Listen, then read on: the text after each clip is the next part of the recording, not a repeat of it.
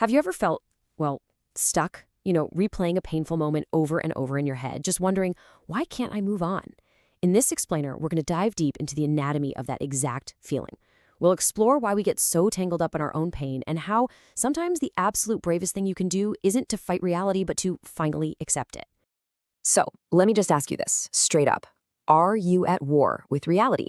I mean, are you in a constant argument with what is, always wishing things were different? Because that internal battle, that's where all our suffering really begins. Now this might sound a little crazy, but what if a part of us doesn't want to let go of the suffering? What if, on some deep, hidden level, our pain is actually serving a purpose for us?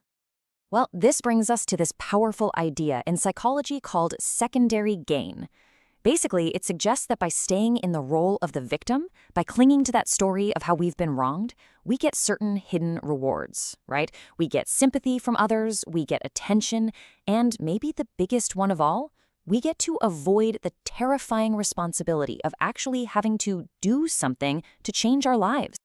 And this is where it gets really personal. I want you to honestly ask yourself, what benefit are you getting from holding on to your pain? Come on, think about it. Does it give you an excuse not to try again and maybe risk failing? Does it offer that strange, twisted comfort of a familiar misery, saving you from the scary uncertainty of starting over? It's a tough question, for sure, but it's absolutely crucial. And here's another trap we all fall into, the illusion of control. Our brain plays this clever trick on us. It makes us believe that if we just worry enough, if we just ruminate and replay the past enough times in our head, we can somehow change it. We mistake the busyness of our mind for the effectiveness of taking action. This right here, this image, is the perfect way to think about it. When you're stuck in rumination, you are on a treadmill. You're pouring energy into it, you're sweating, you feel completely exhausted from all the effort, but you haven't moved a single inch. That is the very definition of resistance. It's the laziness of taking action, perfectly disguised as the hard work of the mind. So if fighting reality is just a trap, how in the world do we get out? Well, the answer starts with this beautiful paradox from psychology, one that completely flips the script on how we normally think about personal growth. And here it is, from the brilliant psychologist Carl Rogers. The curious paradox is that when I accept myself just as I am, then I can change. This is the foundation. Real, lasting change doesn't start from a place of hating yourself or denying your reality. Nope. It starts from a place of unflinching, honest-to-goodness acceptance. Let's make it even simpler. Think about it. You cannot fix a car that you insist isn't broken. You can't heal a wound you pretend isn't there. All the energy that you could be using to actually repair things and to heal, it's just wasted trying to maintain this illusion that nothing's wrong in the first place. Now, this isn't just some nice-sounding philosophy. There is hard science that shows exactly what this internal battle, this constant resistance, is doing to our brains and our bodies. So let's look at the actual evidence. This simple, powerful formula comes from a type of therapy known as dialectical behavior therapy, or DBT, and it is profound. It says suffering equals pain multiplied by resistance. And that's not just a metaphor, you guys. That is the central equation that governs our entire emotional life. Okay, let's break this down. Pain? Well, pain is inevitable. It's just part of the deal of being human. We all experience loss, we all fail, we all get disappointed. But resistance? Aha, that's our internal fight. That's the voice screaming, "This shouldn't be happening," or "Why me?" That is the multiplier. See, we have almost no control over the pain variable, but we have total control over the resistance variable. Radical acceptance is the practice of getting that resistance number down to zero. And when you do that, all you're left with is clean, manageable pain, instead of infinite, crushing suffering. So what's actually going on inside our heads when we're in this state? Well, we're literally creating a civil war inside our own brain. When we deny reality, our primitive survival brain, the amygdala, is just firing on all cylinders, stuck in fight or flight mode. And this constant state of emergency actually shuts down our prefrontal cortex. That's the logical, problem-solving part of our brain. You're literally too busy fighting reality to be smart enough to actually fix it. And you know what? It gets even worse. Psychologists call it the white bear effect. Try this with me right now. For the next 10 seconds, whatever you do not think about a white bear. Go on, try it. It's impossible, right? The white bear is all you can see. The exact same thing happens with painful truths. The more you try to push the thought away, the more powerful and obsessive it becomes. It just rebounds with even more force. And the cost of this fight isn't just mental, it's physical, it's biological.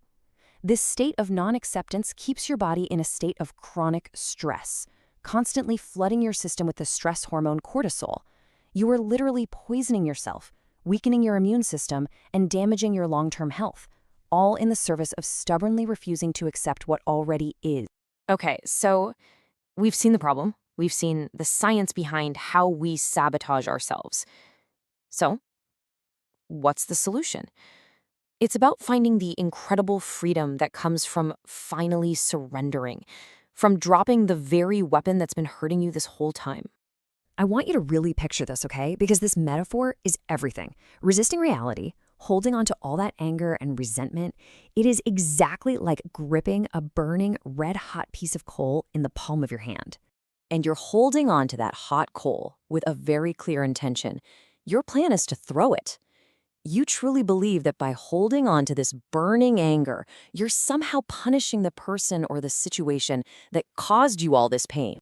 But here's the brutal, simple truth of it all. They can't feel the heat. They might not even know you're holding it. The entire time, you are the only one who gets burnt. Your resistance harms only you. Now, it is absolutely critical to understand this one thing. Acceptance is not the same as resignation. Resignation is passive. It's just giving up. It's saying, oh well, it's hopeless. Radical acceptance is active. It's powerful. It's looking a situation square in the face and saying, okay, this is the reality. Now what? One leads to stagnation. The other leads to intelligent, powerful action. So how do we actually put this into practice? It's really a three-step process. First, acknowledgement. That means seeing the situation for exactly what it is, like a police report. Just the facts, no drama, no story. Second, grieving. Hey, acceptance doesn't mean you have to like it. Allow yourself to feel the real pain, the anger, the sadness. Give those emotions space to breathe. And finally, step 3 is action. Once you have seen the situation clearly and you've felt your feelings fully, now you're in a position of power to decide what to do next. All right, let's just quickly recap the big ideas here. First, remember that your suffering doesn't come from your pain. It comes from your resistance to that pain. Second, true change is absolutely impossible until you first accept where you are right now. And finally, and this is the most important one, acceptance is not weakness. It is the single bravest thing you can do to choose to stop hurting yourself. And that brings us to our final thought. Because this isn't just a theory, right? It's a call to action. I want you to look at your own life, your own struggles, your own resentments. What is the one hot coal that you are still holding on to? And what would happen if you finally gave yourself permission to just open your hand and let it drop? What hot coal will you drop today?